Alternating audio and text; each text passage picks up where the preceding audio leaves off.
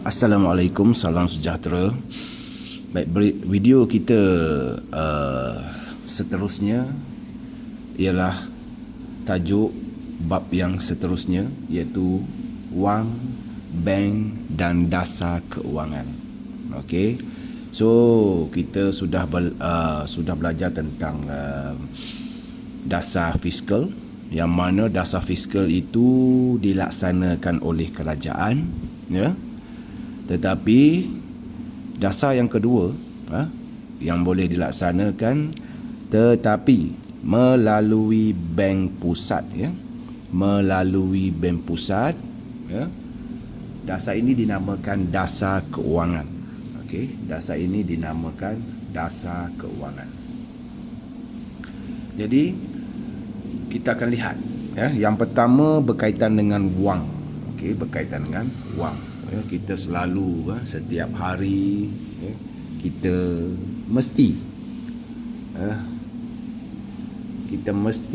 pegang wang. Kita mesti guna wang, kan?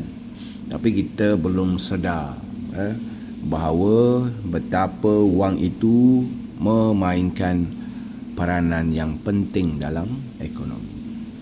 Kita tidak pernah fikir, ya, kenapa wang itu walaupun sekeping kertas ataupun sekeping besi ataupun sekeping timah, kan, tapi kenapa dia mempunyai nilai, kan? Iaitu kita perlu lihat kenapa wang itu mempunyai nilai dan diterima oleh sesiapa saja dalam sesebuah negara untuk ditukarkan dengan barang atau perkhidmatan, ya. Barang dan perkhidmatan. So di sini kita lihat, ya, apa itu wang, ya. Wang di sini kalau mengikut definisinya ialah definisi dia lebih kurang macam ni lah, ya. Ini adalah definisi dia.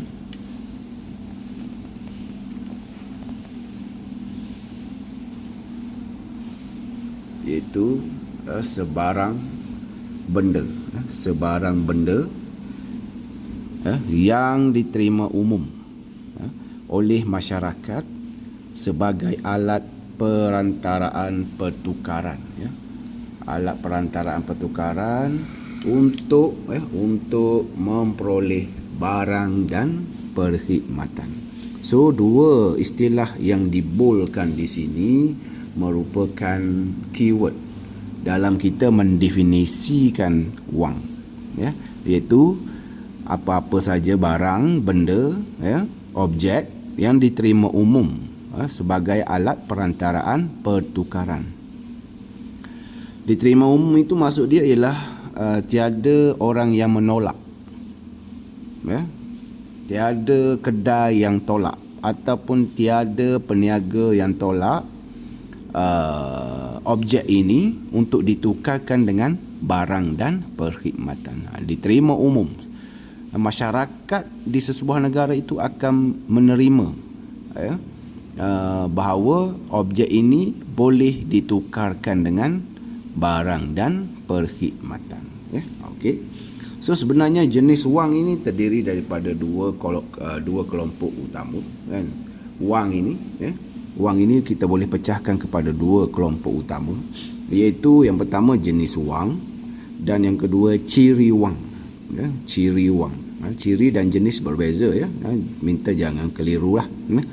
Jenis wang ialah duit shilling, ya. Duit shilling, ya. Yang biasanya duit shilling ini dia dalam bentuk nilai yang kecil, ya, seperti 5 sen, 10 sen, 20 sen, 50 sen, ya. Dulu ada RM1, ya. RM1 dalam bentuk shilling. Sekarang tak ada lah, ya. Sekarang dah tak ada lah. Yang kedua, wang kertas. Wang kertas ini kalau di negara kita ada RM1, RM2 pun jarang-jarang jumpa dah sekarang, ya. Tapi ada, RM2, RM5, ya, RM10, 20, 50, dan yang paling besar ialah 100. Itu adalah wang kertas. Ya. Dulu lebih kurang tahun 90-an dulu masih ada lagi duit kertas, wang kertas yang nilainya sampai sekeping, 500, 1000, ada. Sekarang untuk mengelakkan berlaku masalah jenayah, maka penggunaan duit kertas yang bernilai besar seperti itu telah dihentikan, dan digantikan dengan wang yang paling besar hanya sekadar 100 sahaja. Okey. Yang ketiga, wang bank. Wang bank ini adalah berbentuk simpanan semasa ataupun cek. Okey, akaun semasa lah. Akaun semasa ataupun penggunaan cek. Itu adalah wang bank. Dan yang keempat ialah wang separa ataupun wang hampir. Simpanan tetap dan simpanan tabungan. Okay. Di bank ini biasanya dia ada 3 akaun utama yang ditawarkan. Akaun semasa, akaun simpanan tetap yang kita selalu dengar sebagai fixed deposit, dan simpanan tabungan, ataupun akaun simpanan. Akaun simpanan, akaun tetap, fixed deposit dan akaun semasa. Okey. Itu adalah ciri-ciri wang yang keempat. Baik, manakala ciri wang, jenis wang. Manakala ciri wang pula, ciri wang yang pertama, diterima umum. Ini ciri yang paling penting sekali lah. Ciri yang paling penting. Nilainya stabil. Nilai stabil itu maksud dia tidak begitu naik turun. Nilai wang ini dikira macam mana tau? Nilai wang dia ada formula dia. Tetapi secara ringkasnya, nilai wang itu adalah keupayaan wang untuk membeli barang dan perkhidmatan. Okey. Kalaulah contohnya RM1, dengan sekeping wang RM1, kita boleh beli 5 biji kuih. 5 biji kuih. Manakala contohnya bulan depan, dengan RM1 itu kita hanya boleh beli dengan RM1 itu 2 biji kuih sahaja. Itu bermakna nilai wang telah berkurang. Nilai wang telah berkurang. So simpulan dia, semakin banyak barang yang mampu dibeli oleh sejumlah wang, semakin tinggi nilai wang tersebut. Okey. Yang kedua, mudah dibawa dan disimpan. Sebab itulah kita ada shilling, kita ada duit kertas sahaja, berbanding dengan sistem barter zaman dulu-dulu kan. Sistem barter zaman dulu-dulu dia tukar barang dengan barang. So kalau kamu nak tukar sayur dengan ayam, kamu kena bawa 1 guni sayur untuk seekor ayam.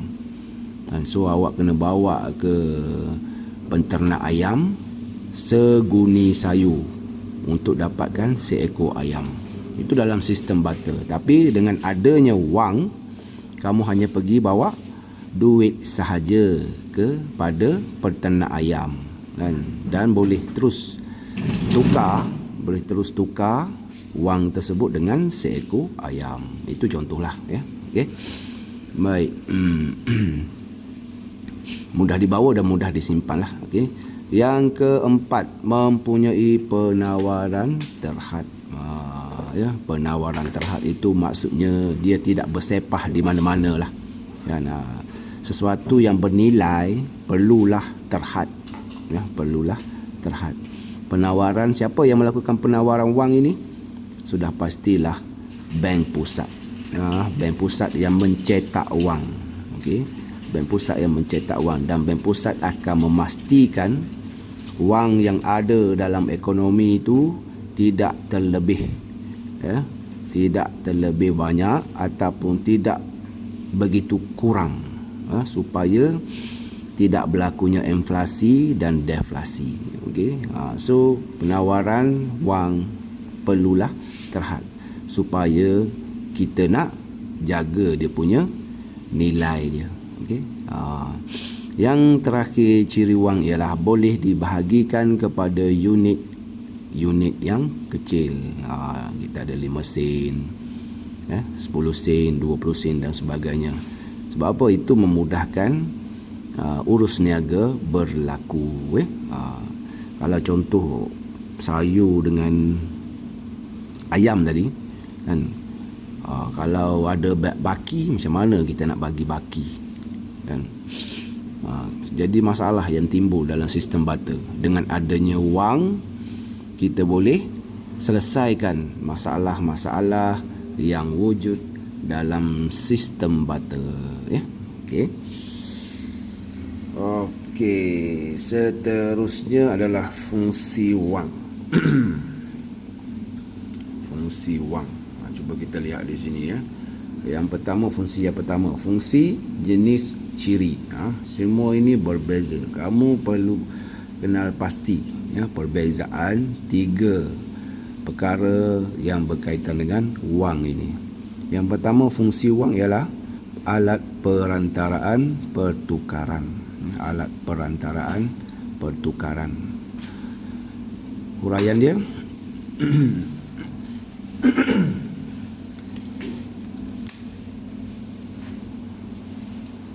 sekejap ya, saya minum air sekejap.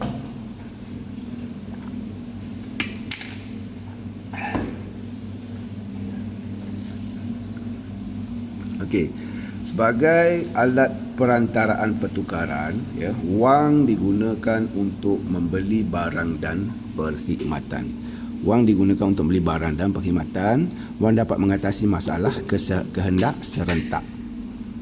Dapat mengatasi masalah kehendak serentak yang wujud dalam sistem barter. Sistem barter ni wujud masalah kehendak serentak. Kehendak serentak maksudnya macam ni tau. Macam contoh ayam dan sayur tadi kan. Ayam dan sayur. Awak pergi dekat awak ada sayur, awak nak makan ayam kan.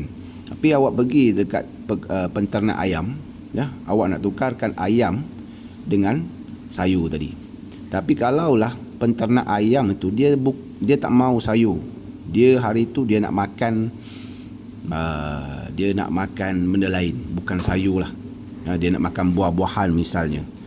Jadi tidak wujud kehendak serentak di situ. Maka urus niaga tidak berlaku kan. Kehendak serentak itu bermaksud bila awak bawa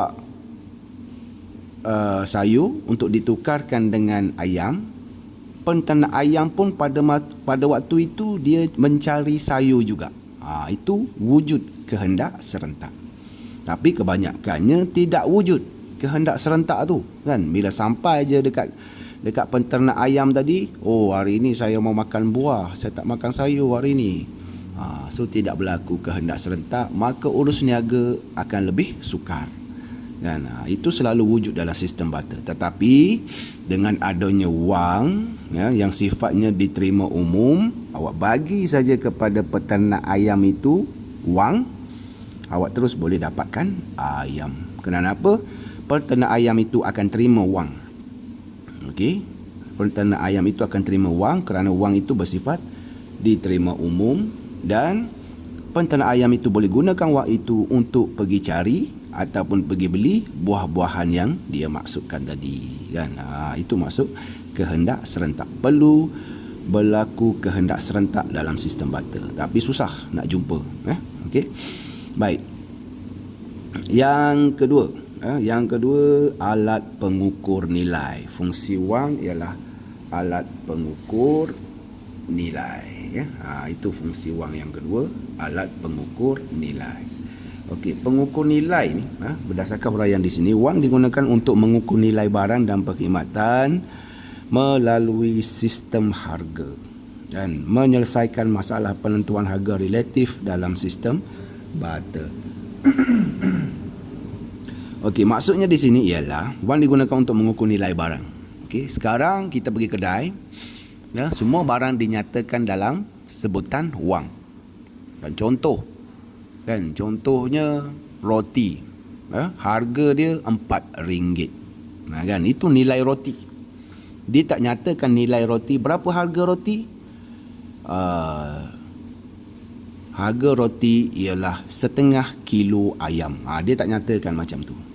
Kan? Sebab apa kita gunakan wang untuk menyatakan nilai, untuk menyatakan nilai sesuatu barang, kan? Dengan menggunakan sistem harga. Contoh lain, kan? Harga kambing seekor contohnya ialah 1,500, kan, kambing. Itu nilai kambing. Tidak disebut bahawa kambing nilainya ialah 300 ekor ayam. Berapa harga kambing ni? Harganya ialah 300 ekor ayam. Susah macam tu, kan? Susah macam tu, merumitkan. Maka dengan adanya wang, sesuatu barang itu boleh diukur. Okey, boleh diukur dengan menggunakan wang, kan?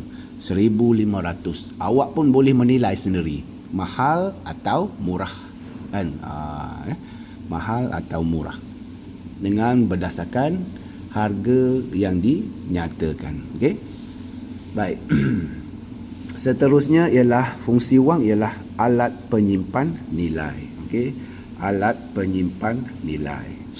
Alat penyimpan nilai ini maksudnya alat awak menyimpan kekayaan, kan? Awak ada duit berapa dalam bank? 1 juta. Wah, kaya, kan?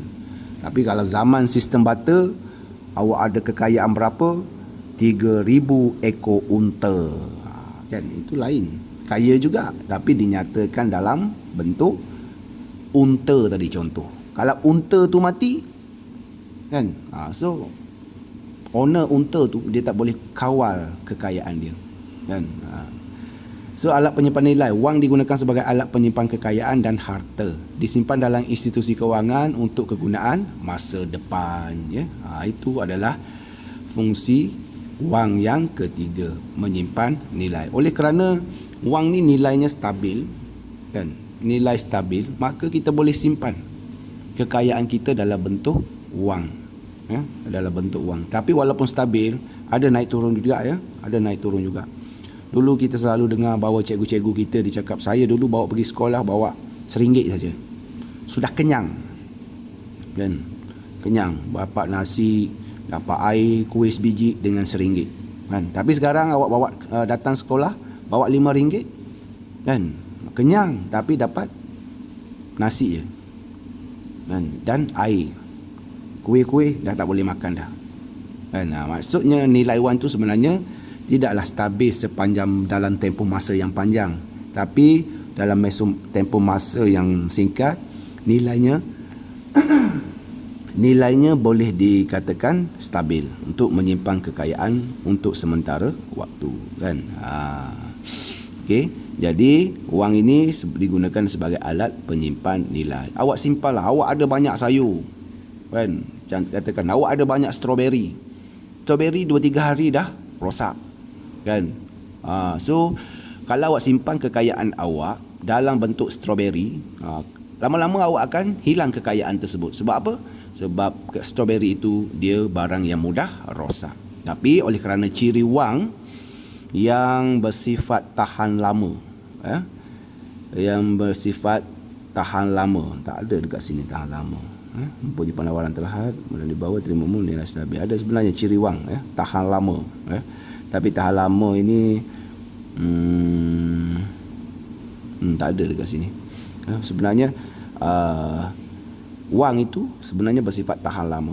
Awak boleh simpan juga kekayaan awak dalam bentuk wang kerana cirinya yang tahan lama, tidak mudah rosak lah maksud saya, tidak mudah rosak. Sekarang kita sebutkan kekayaan seseorang bernilai dalam bentuk wang. Orang yang paling kaya di Malaysia, Raja Gula, Robert Kwok, kan? Kekayaan dinilai bukan dalam berapa kilo gula yang dia ada, tetapi kekayaan dia dinilai dalam mata wang. Kan ada berapa bilion kekayaan dia, orang yang paling kaya di Malaysia dan sebagainya kan. Ya. Itu adalah fungsi wang sebagai alat penyimpan nilai. Dan yang terakhir sekali, alat bayaran tertunda. Alat bayaran tertunda. Alat bayaran tertunda ini wang membolehkan urus niaga secara kredit dijalankan, iaitu menjelaskan bayaran secara ansuran. Kegiatan ekonomi berunsurkan kredit digalakkan melalui fungsi wang ini. Okey. Maksudnya di sini alat bayaran tertunda ini bayaran secara ansuran. Alat bayaran tertunda ini bayar secara ansuran. Kan sekarang memang kita tak boleh lari daripada bayaran secara ansuran. Nak beli kereta, nak beli rumah, nak beli tanah, kan semuanya memerlukan duit yang banyak dan kita tidak mempunyai wang sebanyak itu.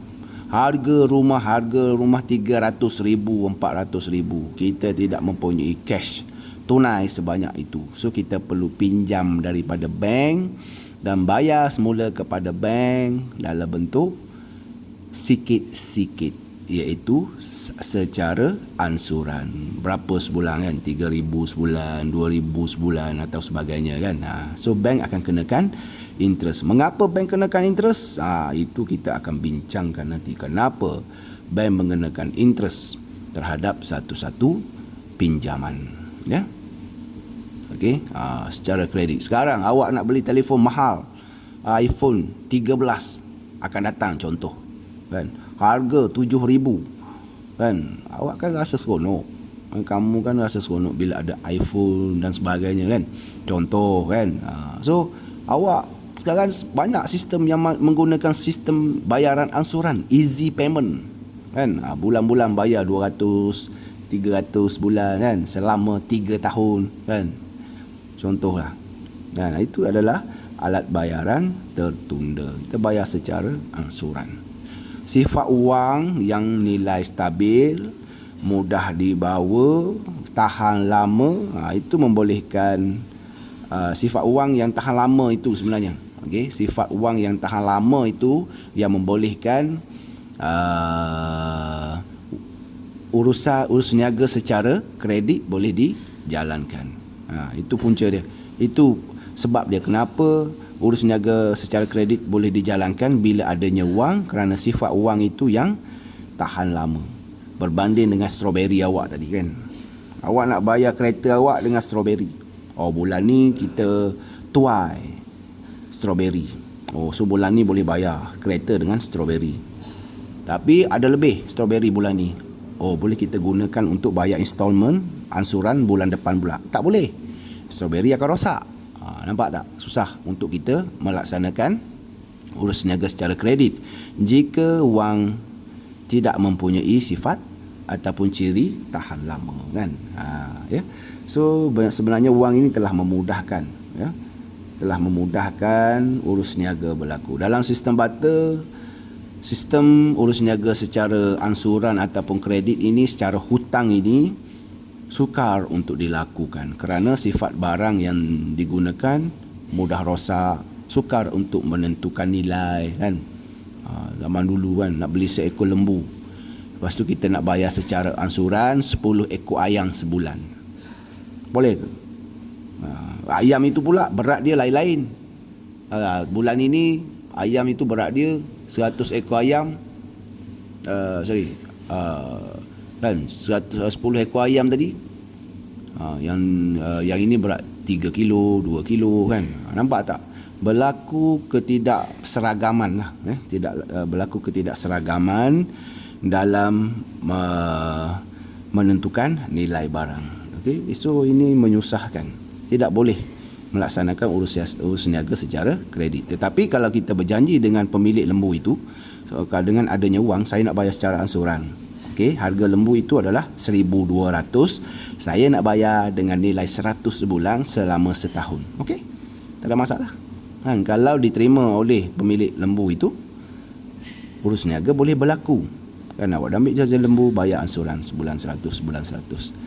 Tetapi Kalau nak bayar harga lembu itu dengan nilai barang juga, itu akan menyukarkan untuk kita menentukan nilai barang, kuantiti, berat dan sebagainya. Kan? So itu adalah beberapa perkara berkaitan dengan wang. Ya. So itu saja untuk video kali ini. Kita akan sambung pada masa akan datang. Terima kasih.